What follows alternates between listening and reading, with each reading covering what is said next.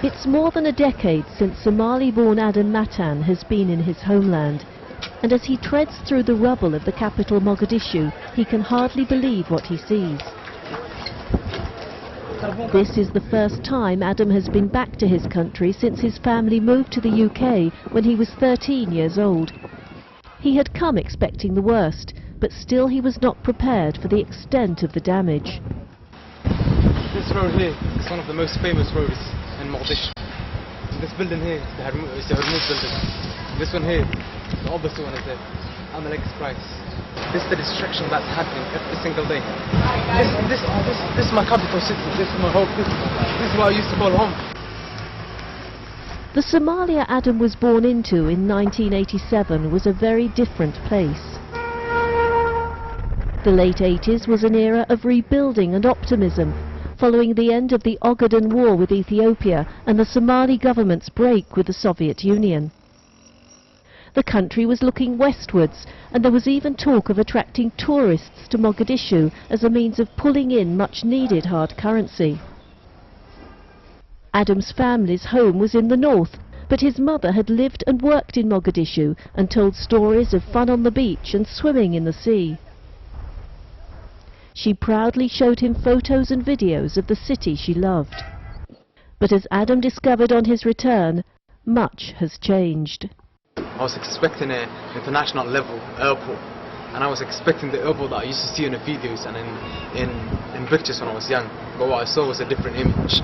It was exactly the same structure and the same way I used to see in the CDs, but it was in a different condition. It was destroyed. There was gunshots and rocket shots on every wall, and when I seen it, I was so shocked. Mogadishu's destruction is the result of a bitter civil war between rival ethnic groups that has ravaged the country for the past 20 years.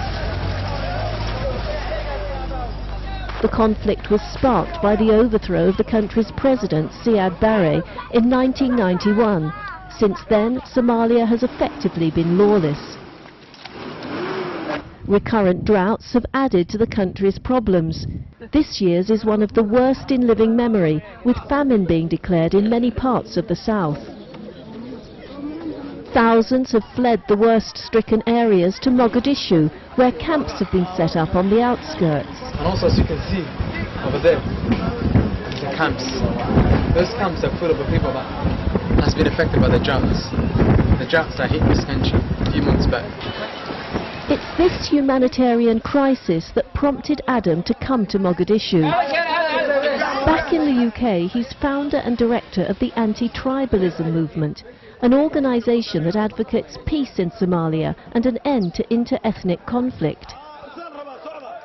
To provide food aid for the drought victims, the group's members raised £15,000. That's more than $23,000 US.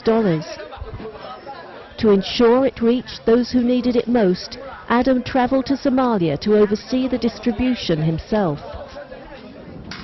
As unsettling as this first visit has been, Adam now plans to return again and become increasingly involved in his homeland's future.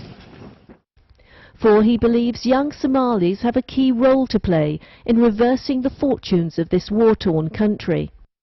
This country is horrific. There's not even a word in the dictionary to describe the situation in Somalia. I believe the younger generation, the young Somali generation that live in the diaspora and also inside the country can lead the way to the peaceful country and a stable country in the near future, Insha'Allah.